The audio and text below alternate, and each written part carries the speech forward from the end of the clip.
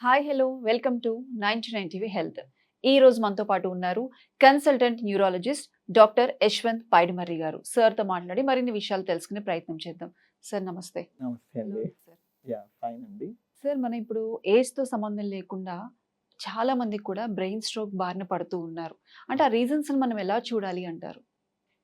Yeah! మనకు సాధారణంగా మనకి తెలిసిన విషయం ఏంటంటే, బ్రెయిన్ స్ట్రోక్ అనేది మోర్ దాన్ 65 ఇయర్స్ ఏజ్ గ్రూప్‌లో ఉన్న వాళ్ళకొస్తాయి. బట్ ఇఫ్ ఎట్ ఆల్ వారికి దానికి తోడుగా డయాబెటిస్, హైపర్‌టెన్షన్ ఉంటే గనక బ్రెయిన్ స్ట్రోక్ అనేది ఎర్లీగా వచ్చే అవకాశం ఉంటది.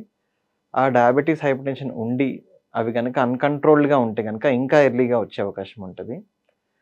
ఇఫ్ ఎట్ ఆల్ వాళ్ళ డైటరీ హ్యాబిట్స్ బాగోలేక స్మోకింగ్ అలవాటు ఉండటం గానీ, ఆల్కహాల్ ఇంటేక్ ఎక్కువగా మితిమీరిన ఆల్కహాల్ ఇంటేక్ ఉండటం వల్ల, వీటి వల్ల ఏంటంటే చాలా యంగ్‌స్టర్స్‌లో కూడా కనిపిస్తున్నాయి. సో, ఈ డైట్‌లో ఒక డిసిప్లిన్ లేకపోవడం వలన, లైఫ్ స్టైల్‌లో స్ట్రెస్ అయిపోవడం వలన, వీటి వలన హైపర్‌టెన్షన్, డయాబెటిస్‌లు ఎఫెక్ట్ అయితున్న వాళ్ళని చూస్తున్నాం. ఎప్పుడైతే ఈ పాపులేషన్ ఎక్కువైతున్నారో, ఈ యంగ్ ఏజ్‌లో ఈ డయాబెటిస్, హైపర్‌టెన్షన్ గానీ లైఫ్ స్టైల్ బాగా ఎక్కువ విపరీతమైన స్ట్రెస్ తీసుకునేవాళ్ళు. దానివల్ల స్మోకింగ్, ఆల్కహాల్ అలవాటు పడేవాళ్ళు.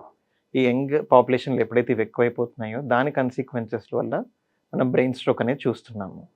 సో, ఇవి ఎప్పుడైతే గనక ఈ హ్యాబిట్స్ అనేవి కంట్రోల్ చేసుకుంటారో, షుగర్‌ని, బీపీని కంట్రోల్‌లో పెట్టుకుంటారో, చాలా వరకు మనకి స్ట్రోక్ వచ్చే అవకాశం కూడా తక్కువగా ఉంటుంది. ఓకే. అంటే ఇది కూడా ఇమ్మీడియేట్‌గా మనం ఐడెంటిఫై చేసి ట్రీట్ చేస్తే ఓకే.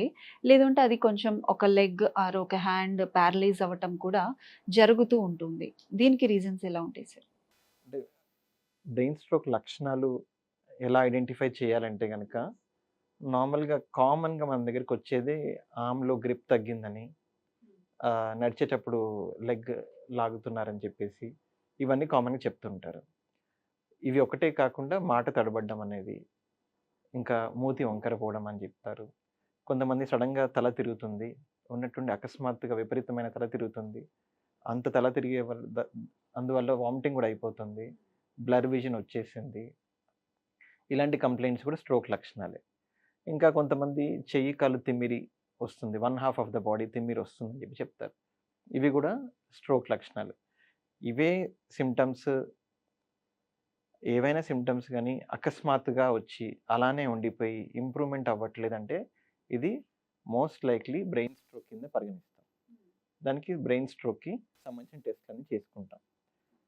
సో, బ్రెయిన్ స్ట్రోక్ అనేది యూజువల్‌గా ఎందుకొస్తుందంటే బ్రెయిన్‌కి రక్త సరఫరా చేసే బ్లడ్ వెసెల్స్ ఏవైతే ఉంటాయో, ఆ బ్లడ్ వెసెల్స్ లోపల యూజువల్‌గా కొలెస్ట్రాల్ పేరుకుపోయి, మెల్లగా కొన్ని లేయర్స్‌లో కొలెస్ట్రాల్ పేరుకుంటూ ఒకానొక స్థాయిలో పూర్తిగా బ్లడ్ వెసెల్ మొత్తం అక్లూడ్ అయిపోయినప్పుడు, బ్రెయిన్‌కి బ్లడ్ సప్లై తగ్గినప్పుడు, ఆ భాగం ఏదైతే బ్రెయిన్ అనేది దానికో ఫంక్షన్ ఏదైతే ఉంటదో, ఆ ఫంక్షన్ ఆగిపోతది. ఇఫ్ ఎట్ ఆల్ ఆ పార్ట్ ఆఫ్ ద బ్రెయిన్ అనేది చెయ్యి ఫంక్షన్ చేస్తుందనుకోండి, ఆ పార్ట్ ఆఫ్ ద బ్రెయిన్‌కి బ్లడ్ సప్లై తగ్గిపోవడం వల్ల మనకి ఆర్మ్ పెరాలిసిస్ వస్తుంది. If at all leg function సంబంధించిన భాగం ఉంటుంది బ్రెయిన్‌లో. దానికి సంబంధించిన భాగానికి కనుక బ్లడ్ సప్లై తగ్గిందనుకోండి, ఓన్లీ లెగ్ మాత్రమే వీక్ అవుతుంది. సో, ఇవి కామన్‌గా చూసేది. బ్రెయిన్ స్ట్రోక్ సంబంధించిన ఇవి. సో, ఎప్పుడైతే గనక ఇలాంటిది గమనించారనుకోండి ఎవరైనా కానీ, మేము పేషెంట్ పాయింట్ ఆఫ్ వ్యూలో అది ఓన్లీ పెరాలిసిస్, ఆర్మ్, లెగ్ మాత్రమే అనుకుంటారు గానీ, డాక్టర్ పాయింట్ ఆఫ్ వ్యూలో, ఒక న్యూరాలజిస్ట్ పాయింట్ ఆఫ్ వ్యూలో ఇది బ్రెయిన్ స్ట్రోక్. ఎక్కడో ఈయనకి బ్లడ్ ఫ్లో తగ్గింది. ఆ బ్లడ్ ఫ్లో అనేది చిన్న రక్తనాళంలో తగ్గిందా? పెద్ద రక్తనాళంలో తగ్గిందా? అనే దాన్ని బట్టి మనం చూస్తాం. ఇఫ్ ఎట్ ఆల్ ఆ పేషెంట్ మన దగ్గరికి 4½ అవర్స్ లోపొస్తే ఖచ్చితంగా స్కాన్ తీసుకొని, అది చిన్న రక్తనాళంలో ప్రాబ్లమ్ ఉందా? పెద్ద రక్తనాళంలో ప్రాబ్లమ్ ఉందా? చిన్న రక్తనాళంలో ప్రాబ్లమ్ ఉంటే గనక ఇమ్మీడియేట్‌గా క్లాట్ బ్రేకింగ్ ఇంజెక్షన్ ఇస్తాం. ఇఫ్ ఎట్ ఆల్ అది బ్రెయిన్‌లో బ్లడ్ క్లాట్ కన్ఫర్మ్ అయిన తర్వాత. పెద్ద రక్తనాళంలో ప్రాబ్లమ్ ఉందంటే గనక వారికి ఖచ్చితంగా ఆ పెద్ద రక్తనాళాన్ని ఓపెన్ చేయాల్సిందే. అది ఓపెన్ చేయాలి అంటే గనక యాంజియోగ్రామ్ చేసుకొని, క్యాత్ ల్యాబ్ తీసుకెళ్ళి ఆ వెజల్ ఎక్కడుందో దాన్ని ఐడెంటిఫై చేసి దాన్ని ఓపెన్ చేయడానికి చేస్తాం.